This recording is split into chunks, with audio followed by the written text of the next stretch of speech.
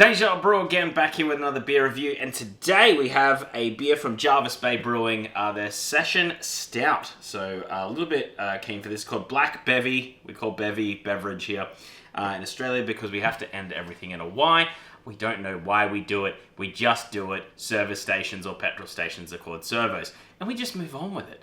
This is the 12 Days of Christmas. All of these beers have a certain theme. Have you picked up on what those themes are? Probably, now that we're 5 in, you probably need to... Yeah, you can pick it up. Jervis Bay is really close to here. It's actually where I live in Canberra, which is the capital city of Australia. I think it's our closest coast. If not, it's the coast that we definitely go to. It's about a 2-hour drive down what we call Clyde Mountain, and it's a tough drive, that one. But yeah, good way to get to the beach. So, I've had a few of their beers before. Never had the Stout. I've had their Pale Ale and I think the XBA and maybe the IPA. A long time ago. I really liked them. They came here for a few beer festivals. They sort of pop in and out. Yeah, obviously 2 hours down the road, might as well. So I've always had a good time with their beers. Let's see how their Stout stacks up. Australian Stouts, hit and miss. Either very flavorful or they just... I don't find many weak ones. I just find some that just try to just shove too much into a space. And there's usually like 5 different ways you can do a Stout. And they might try to merge like 3 or 4 of them. And it just seems to get lost. So I'm hoping this doesn't go that route. So let's do the can rip here. Been a while since we had a good can rip. It's all been the bottles. Neither this guy. I should put like googly eyes on him or something. That's what the kids like on YouTube. And I should definitely be making this kid-friendly, seeing that I review alcohol for 18-year-olds and plus. 21 if you're in America. Good little bit of head. It is a dark boy. It is a very dark boy. I'm wondering if this is gonna... This reminds me of like a black IPA, somewhat. Not a huge head. I'm definitely going to say it's carbonated and not nitrous. Head's mostly dissipated. It's still there, but it's still hanging about. So I'm expecting an okay-ish beer here. I'll just have a quick read. So, I should be getting a dry finish from this beer. Usually Irish Stouts are dry. Now, it is carbonated, or at least I think it's carbonated, so I don't think it's going to be creamy like most of the Irish Stouts. So, that's going to play wonders with my head.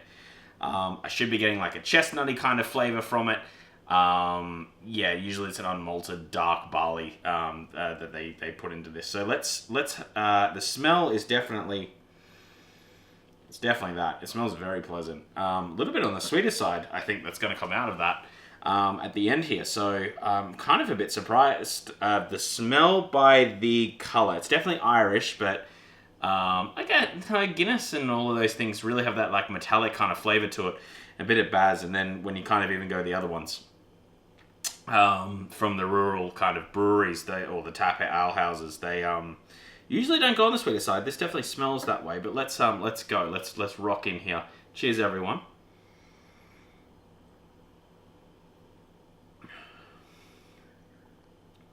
Ooh.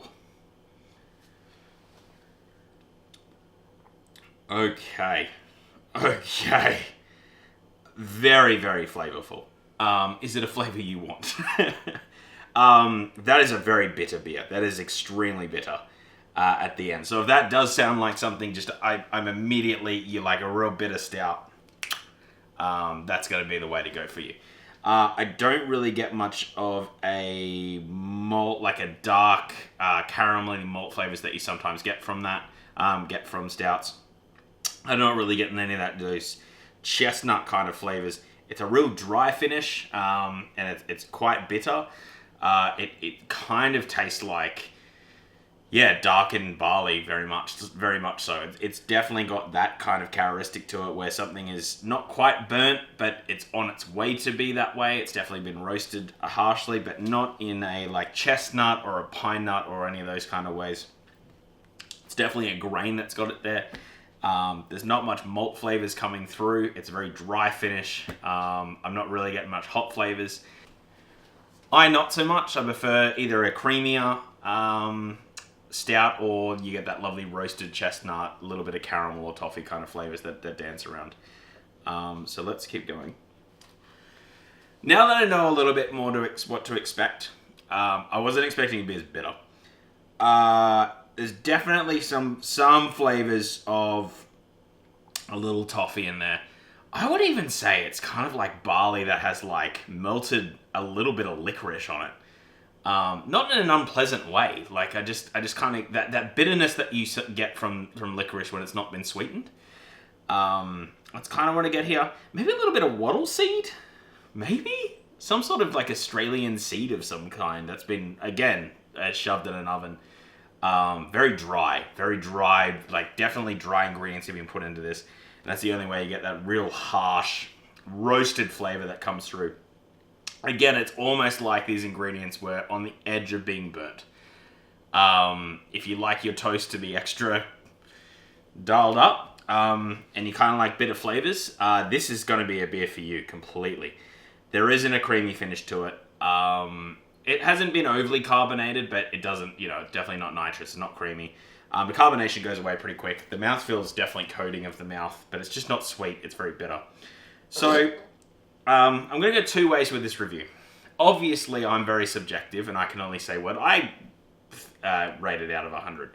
However, if you do not like fruity beers, and you like some of the flavor notes that I'm giving you here, that, it has been roasted, a lot of dry ingredients, it has a nice bitter finish to it, this is going to be very high up on your list, because it's not overly sweet, there's not many preservatives, it doesn't taste like there's any preservatives or nasties in it.